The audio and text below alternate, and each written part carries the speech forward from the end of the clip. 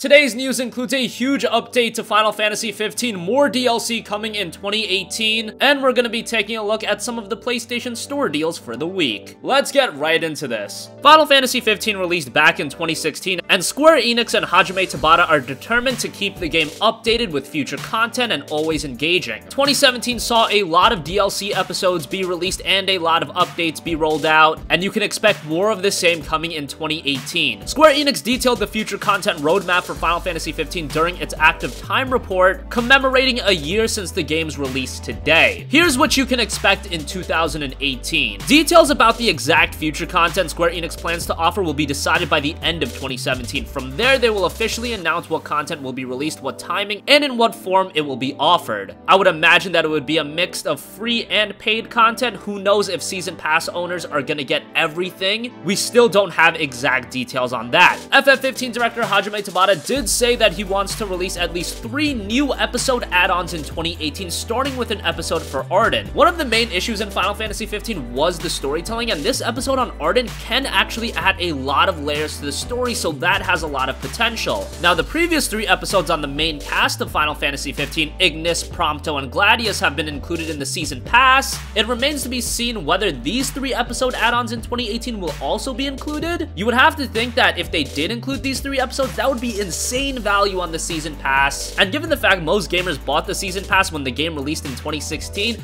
if Square Enix wants to keep updating the game and creating new content, they might want to make additional revenue off of it, so maybe these 3 episodes will be a separate entity from the Season Pass. Hopefully not, but nothing has been confirmed either way. Hajime Tabata also added that he's aware that fans want to see an episode for Luna. Luna is another character, the main female lead of Final Fantasy 15, that really didn't see any depth or character development. She wasn't a part of the main cast, so it was really hard to see what kind of characteristics she had. Even though she was supposed to be one of the integral parts of the story, you never saw any development on her end. An episode on Luna would be really great. And it does say at least 3 episodes, so 3 episodes at the minimum. Maybe we'll see more than that. An idea of releasing an episode every 3 months isn't a bad idea. You get an episode for each quarter. Maybe we can end up seeing 4 episodes, time shall tell. Outside of that, for future additional content, Tabata added that they want to release them when they are in a state of absolute sufficiency. In 2018, the importance is not on releasing the content, but rather the plan has changed to releasing the content in a state where each one is properly sufficient. Also, Tabata doesn't want to just give content to those that are still playing the game. He also wants to reinterest those that have completed the game, finished the game, and have moved on. He wants to grab those players back. So it's really exciting to see that after Final Fantasy 15's long development cycle, going back over a decade to 2006 with the announcement of Final Fantasy Versus 13, now that the game is out, Square Enix is not letting it die. Sure, the game had its issues, but it was a very good open world RPG, and it's always great when the developer supports their game by adding more content. Yes, some of the content is paid content, but they've done a lot of free content as well, so I give Square Enix a lot of credit for how they've handled Final Fantasy 15.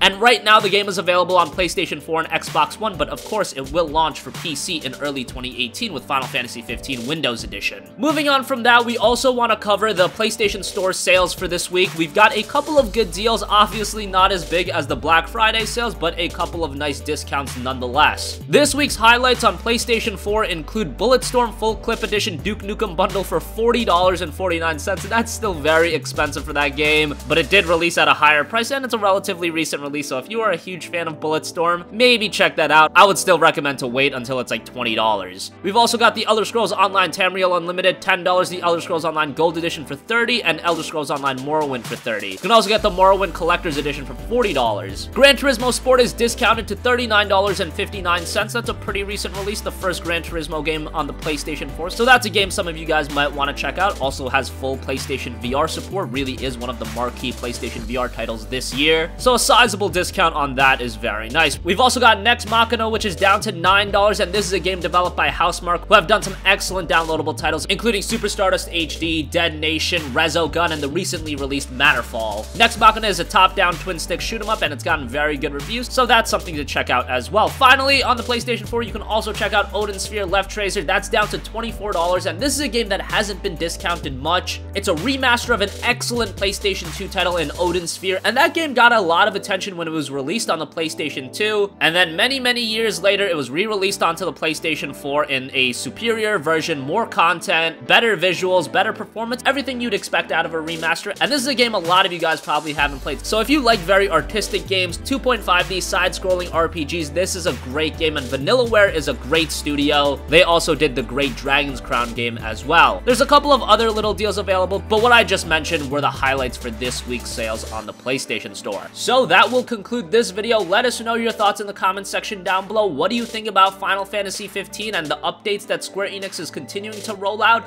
and heading into 2018, the potential for the game? And let us know if you're picking anything up from the PlayStation Store this week. Thank you for watching, and goodbye.